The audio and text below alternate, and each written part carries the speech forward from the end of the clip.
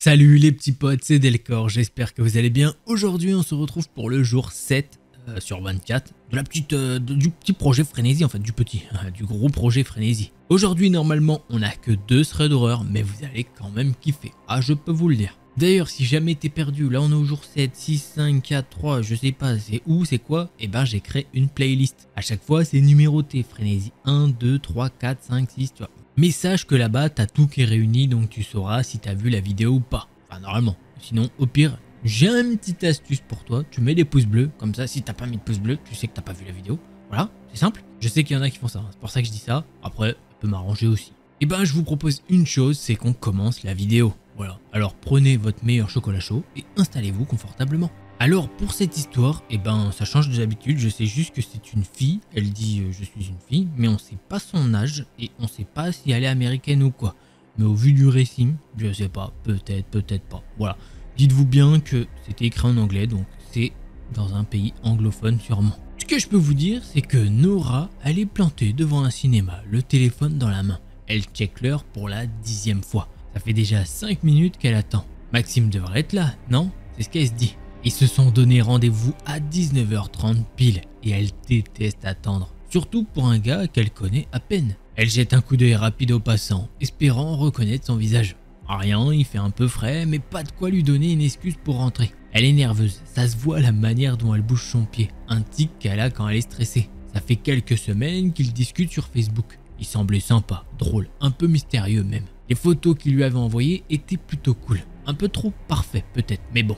Elle voulait y croire. Alors avec l'info de Facebook, déjà on sait plus ou moins qu'à mon avis c'est aux États-Unis quand même, parce que je sais que là-bas ils l'utilisaient encore un peu plus. Et peut-être que ça date d'il y a quelques années. Voilà. Un gars qui s'intéresse à elle, ça faisait un moment que c'était pas arrivé. Du coup, elle avait accepté le rendez-vous sans trop réfléchir. 19h40, toujours personne. Elle souffle, un peu agacée, et son téléphone vibre. Un message. Elle ouvre l'appli en vitesse. Désolé, j'ai un contretemps.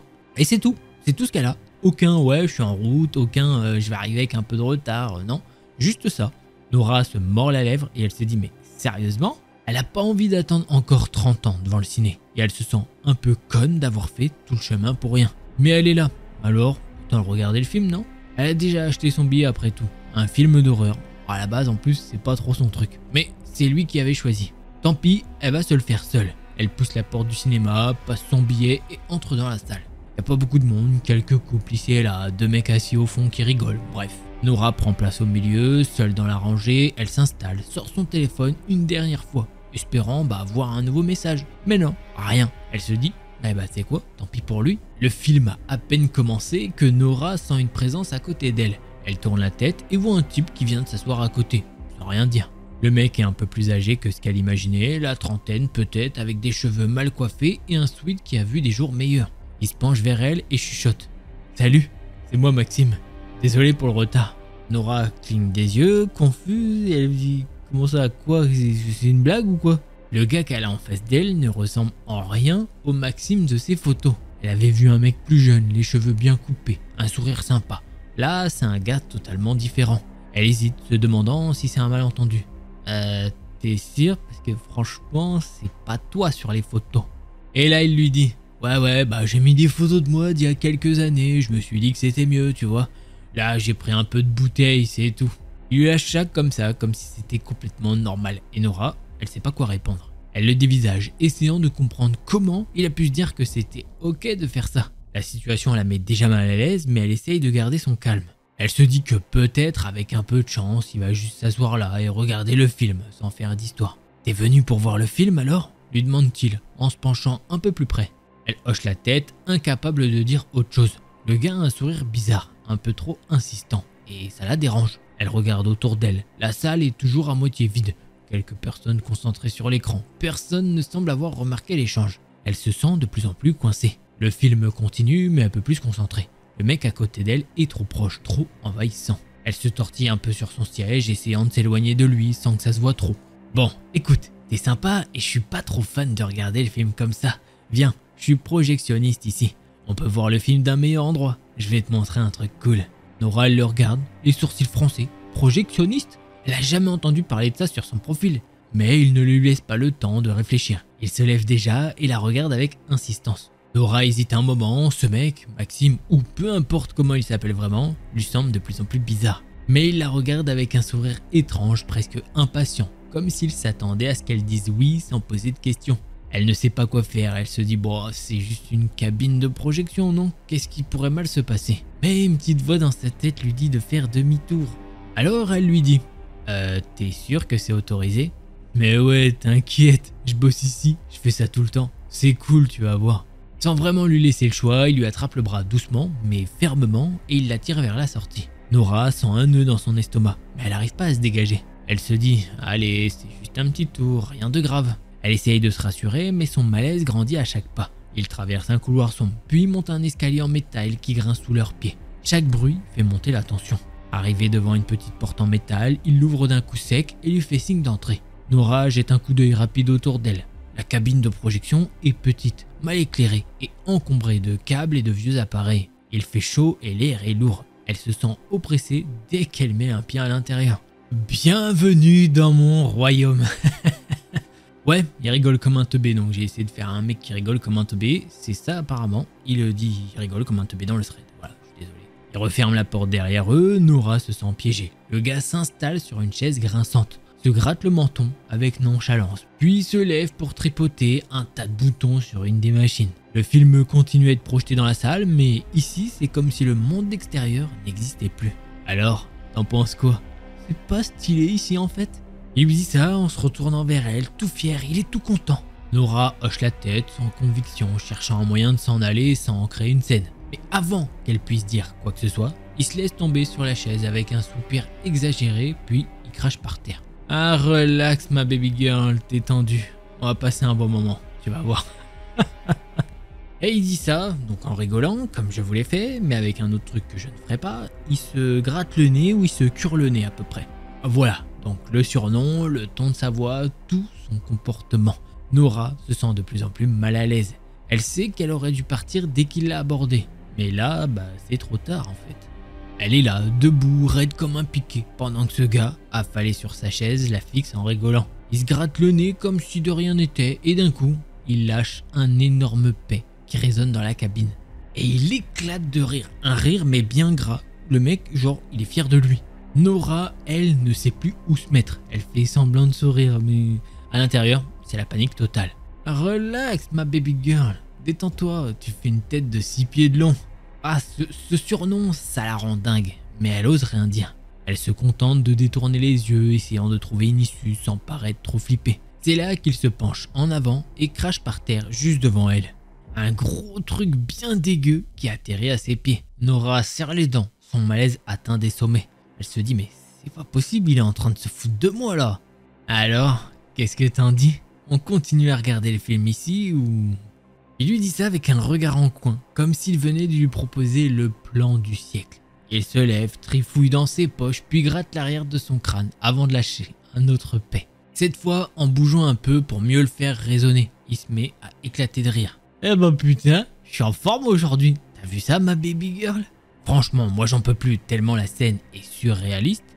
Mais elle, imaginez-vous, ce gars, il est trop bizarre. Elle regarde autour d'elle, cherchant désespérément une excuse pour se barrer. Mais la sortie, c'est la porte derrière lui. Elle se mord l'intérieur de la joue, essayant de ne pas céder à la panique. Sérieux, ça te dit pas de t'asseoir là?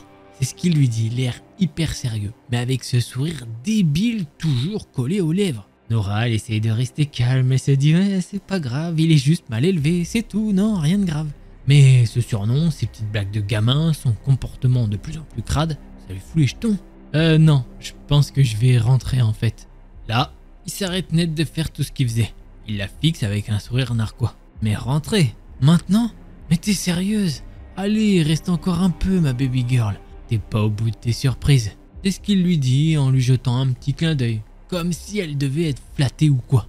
Nora sent son cœur battre de plus en plus fort. Tout en elle lui dit de partir, mais elle se sent coincée, comme s'il contrôlait chaque mouvement.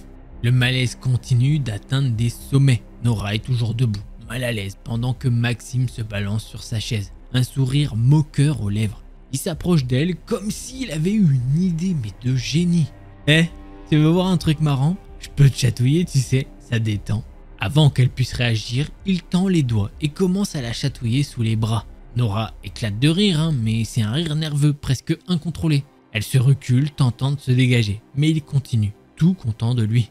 Allez, avoue que t'aimes ça, ma baby girl.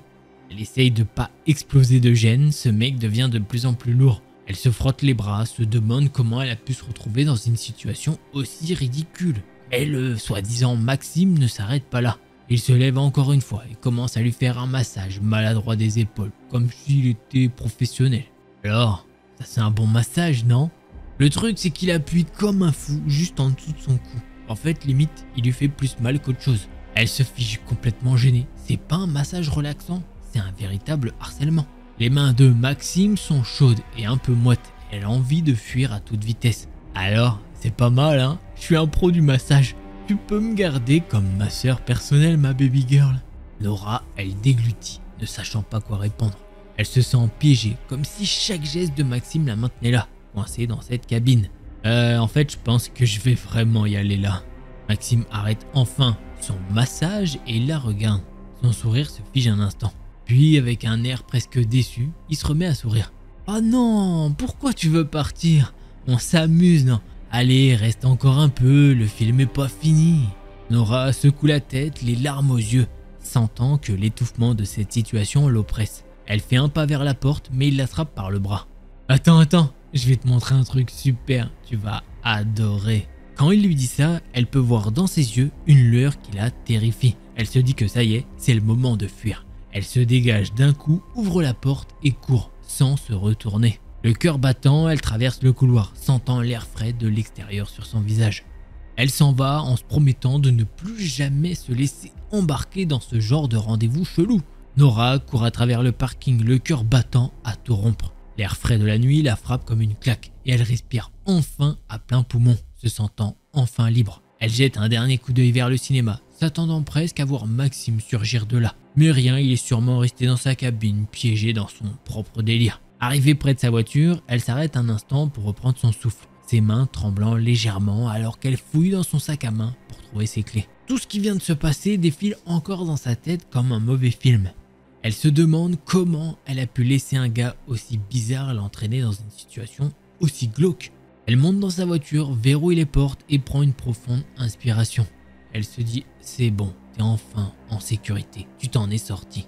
Elle secoue la tête, chassant ses pensées un peu sombres parce qu'elle se disait qu'il allait lui faire du mal. Elle allume la radio pour mettre un petit peu de musique et se concentrer, essayer de se donner un petit peu d'entrain. Et alors qu'elle démarre, elle repense à tout ce qui s'est passé.